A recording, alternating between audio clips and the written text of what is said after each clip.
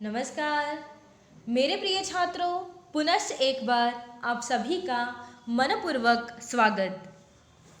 BA BSc द्वितीय वर्ष तृतीय सत्र द्वितीय भाषा हिंदी के अंतर्गत गत तासिका में हमने मेरा जीवन इस रचना के विषय में विस्तार से चर्चा की है।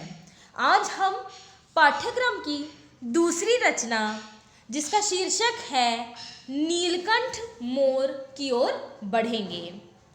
नीलकंठ मोर रेखा चित्र विधा से संबंधित रचना है। गत तासिका में जब हमने हिंदी गद्य की विभिन्न विधाओं पर चर्चा की थी, तब रेखा चित्र से तात्पर्य, रेखा चित्र की परिभाषा, रेखा चित्र का स्वरूप आदि पर भी चर्चा की थी। नीलकंठ मोर इस रचना की ओर बढ़ने से पहले हम लेखिका महादेवी वर्मा के व्यक्तित्व एवं कृतित्व के विषय में चर्चा करेंगे।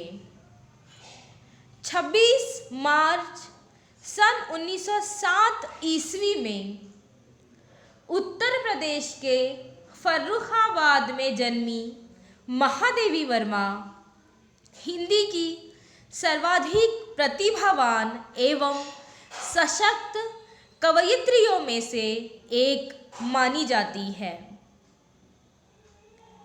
महादेवी वर्मा को आधुनिक मीरा के नाम से भी जाना जाता है। वे एक कुशल चित्रकार, एक साहित्यिक होने के साथ साथ एक कुशल अनुवादक भी रही हैं। महादेवी जी की शिक्षा का आरंभ इंदौर के मिशन स्कूल से होता है, जहाँ पर संस्कृत, अंग्रेजी, संगीत तथा चित्रकला की शिक्षा ग्रहण करने के साथ साथ उनकी साहित्यिक रुचि का भी विकास होता चला गया। सन 1919 में इलाहाबाद से उनकी उच्च शिक्षा का प्रारंभ होता है।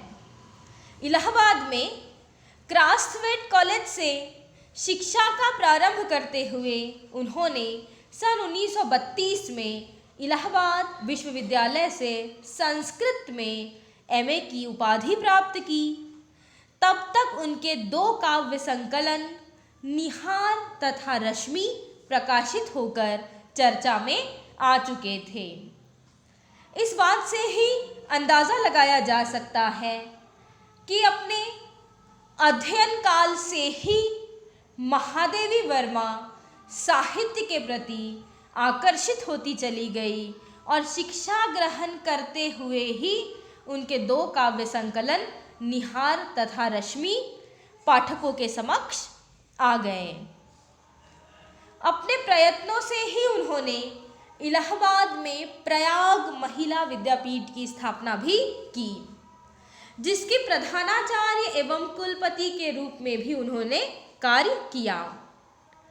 सन 1932 में उन्होंने महिलाओं की प्रमुख पत्रिका जिसका शीर्षक था चांद का कार्यभार संभाला।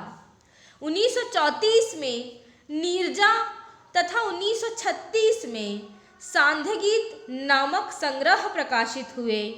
1939 में इन चारों काव्य संग्रहों को उनकी कलाकृतियों के साथ वृहदाकार में यामा शीर्षक से प्रकाशित किया गया। महादेवी जी ने गद्य, काव्य, शिक्षा और चित्रकला जैसे सभी क्षेत्रों में नवीन आयाम स्थापित किए हैं। इसके अतिरिक्त उनके 18 काव्य और गद्य कृतियाँ हैं, जिनमें मेरा परिवार, निहार, नीरजा, रश्मि, सांध्यगीत, यामा, दीपशिखा, अतीत के चलचित्र, श्रृंखला की कड़ियाँ, पथ के साथी तथा स्मृति की रेखाएं विशेष उल्लेखनीय है। सन 1955 ईस्वी में महादेवी जी ने इलाहाबाद में साहित्यकार संसद की स्थापना की और पंडित ईलाचंद्र जोशी के सहयोग से साहित्यकार नामक पत्रिका का संपादन भी संभाला। जो साहित्यकार संसद इस संस्था का मुखपत्र था। स्वाधीनता प्राप्ति के बाद सन 1952 में वे उत्तर प्रदेश विधान परिषद की सदस्या के रूप में मनोनीत की गई। सन 1956 में भारत सरकार ने उनकी साहित्यिक सेवा के लिए उन्हें पद्म भूषण से सम्मानित किया। साथ ही 1969 में विक्रम विश्वविद्यालय से उन्हें डीलिट की उपाधि से भी अलंकृत किया गया। महादेवी वर्मा को अपने काव्य लेखन के लिए विभिन्न पुरस्कारों से सम्मानित किया जा चुका है, जिसमें द्विवेदी पदक तथा सेक्सरिया पुरस्कार आदि का समावेश है। 1943 में उन्हें मंगला प्रसाद पुरस्कार तथा उत्तर प्रदेश सरकार के भारत भारती पुरस्कार से भी सम्मानित किया जा चुका है। यामा नामक काव्य संकलन के लिए उन्हें भारत का सर्वोच्च साहित्यिक सम्मान ज्ञानपीठ पुरस्कार भी प्राप्त हुआ है।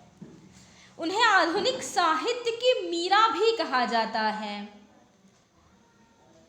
इस साहित्यिक योगदान के साथ साथ उनके व्यक्तिगत जीवन के विषय में भी हमने संक्षिप्त में चर्चा की है।